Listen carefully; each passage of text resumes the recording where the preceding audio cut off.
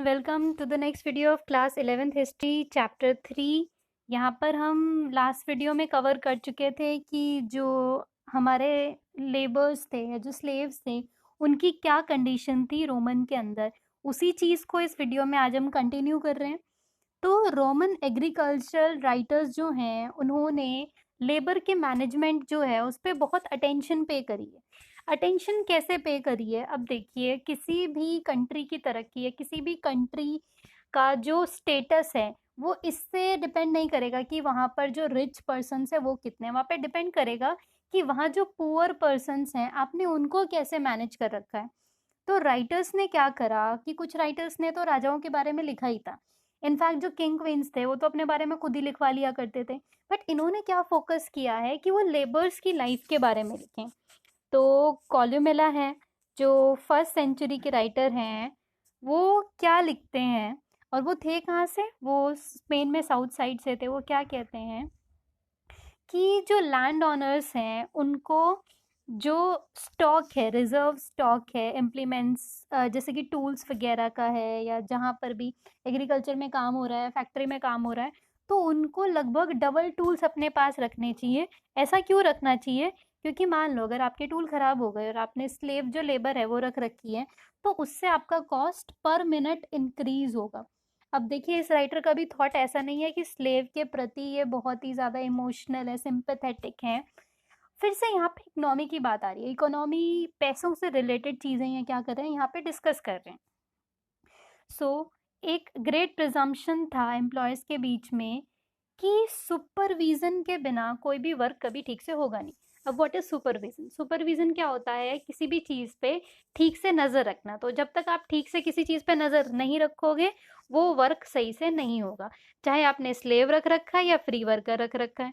तो वहाँ पर क्या हुआ कि उन्होंने सब चीज़ को फिर ग्रुप में डिवाइड करना शुरू कर दिया। जैसे मान लो वो स्लेव्स या लेबर्स रखते थे तो उन्होंने एक ग्रुप डिवाइड कर दिया, फिर उस ग्रुप में जो वर्क था वो कंटिन्यू हो रहा था। अब जो कॉलमेला है वो क्या रिकमेंड करते हैं कि 10 का ग्रुप रखना जो था वो ईजियर था। 10 के ग्रुप के साइज को एक नॉर्मल साइज था जिसको आराम से कंट्रोल किया जा सकता है। इसका मतलब क्या है कि उस समय रोमन एम्पायर में एक पर्टिकुलर जो मैनेजमेंट था लेबर का वो किया जा रहा था, कंप्लीट मैनेजमेंट किसका? लेबर का। अब जो प्लाइनी है, जो थोड़े एल्डर ऑथर हैं, वो उनकी एक प्यारी सी बुक है नेचुरल हिस्ट्री। उन्होंने क्या करा, उन्होंने स्लेव गैंग्स को जो 10 में डिवाइड करते थे उनकी बहुत ज़्यादा बुराई करी है। कैसे? वो क्या कहते हैं कि it is worst method of organising production. फिर से देखिए यहाँ बात फिर से प्रोडक्शन, फिर से इकोनॉमी बेस्ड है। यहाँ कोई भी एम्पैथेटिक सिंपैथेटिक बात नहीं हो रही है, यहाँ सब कुछ इकोनॉमी से रिलेटेड है। क्यों कहते हैं वो ऐसा ये वर्स्ट वे है? क्योंकि आप ये देखिए, अगर आप 10 का स्लेव का गैंग बना के चल रहे हैं, और ज़्यादातर वहाँ पे क्या होता था कि उस गैंग को चेन में बांध के रखते थे उनकी फीट में। ये देखिए, ये स्लेव्स का फोटो दे रखा है, और मोस्टली वो क्या करते थे, इनको चेन में बांध के रखते थे। अब देखिए, अगर आप फ्री हैं तो आप कोई भी काम बहुत प्यार से कर सकते हैं, लेकिन अगर आप किसी चीज़ में बंधे हुए हैं तो वो वर्क करना बहुत मुश्किल हो जाता है। मे बी आपको कहीं से कोई वर्क करना है, कहीं और कोई भी वर्क करना है, तो it becomes very much difficult for you.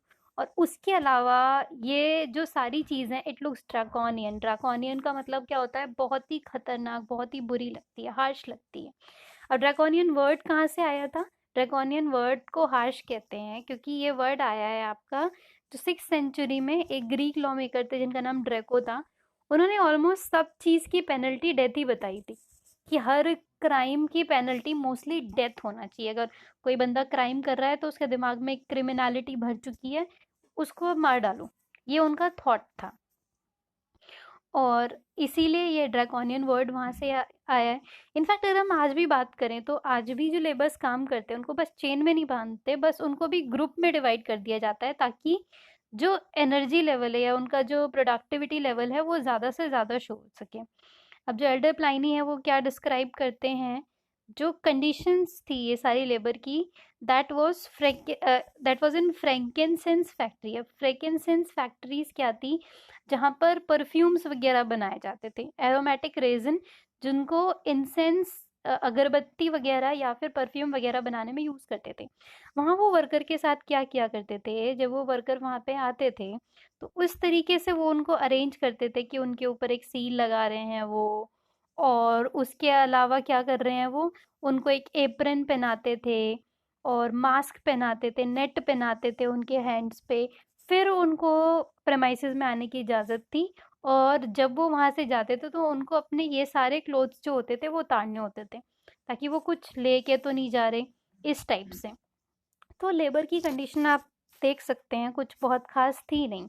अब एग्रीकल्चरल लेबर जो था वो सबसे ज़्यादा खतरनाक था, सबसे ज़्यादा थकाने वाला काम था, और उसके बदले में उनको ना के बराबर पेमेंट मिलता था। स्लेव से भाई पेमेंट क्या, खाना पीना मिलता था। तो सब लोग क्या कोशिश करते थे कि जो स्लेव्स नहीं भी थे वो विलेज वगैरह को छोड़ के ही चले जाया करते थे, कि हमें ये काम करना ना पड़े, इस हिसाब से। अब ये सब ट्रू था फैक्ट्रीज और वर्कशॉप्स में भी। अब एक लॉ है 398 का, इसमें क्या बताया जाता था कि लेबर्स को आप ब्रांड कर दो।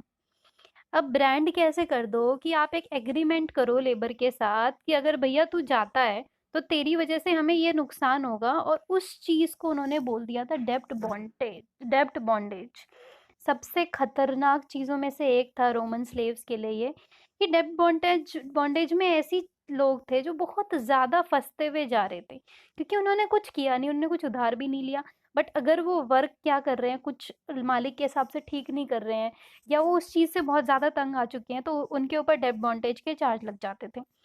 और डेब्ट बॉन्टेज ने उनको ऑलमोस्ट उनका सर्वाइवल बहुत ज़्यादा मुश्किल कर दिया था।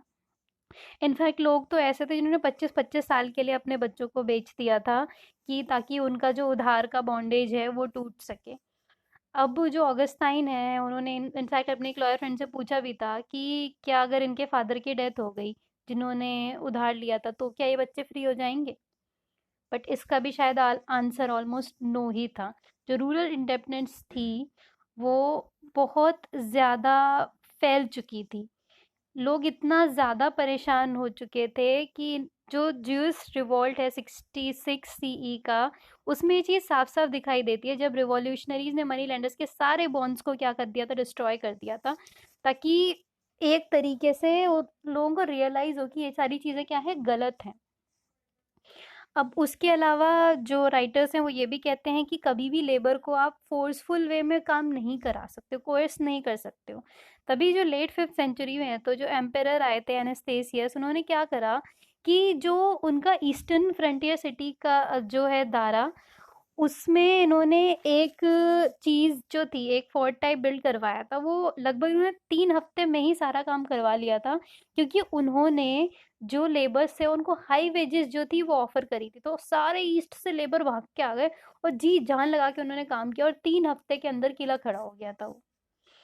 अब अब जो हाई वेजेस वाली चीज़ थी, धीरे धीरे ये भी वाइड स्प्रेड होने लग गई, और लेबर की कंडीशन थोड़ी सी और बेटर जो थी वो होने लग गई थी।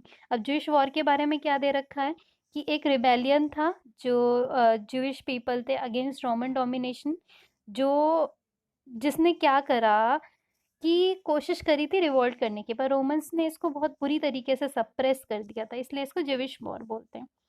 अब सोशल हायरार्कीज, यानी कि सोशली वो लोग कैसे रहते थे, क्या अच्छाइयाँ बुराइयाँ थी, ये पार्ट हम कवर करेंगे नेक्स्ट वीडियो में। सो आपको कोई भी कंफ्यूजन है, कोई भी क्वेरी है, आप हमें कमेंट सेक्शन में लिख के बता सकते हैं। I will try to answer each and every query as soon as possible, and hope you all to meet in my next video. So thank you so much.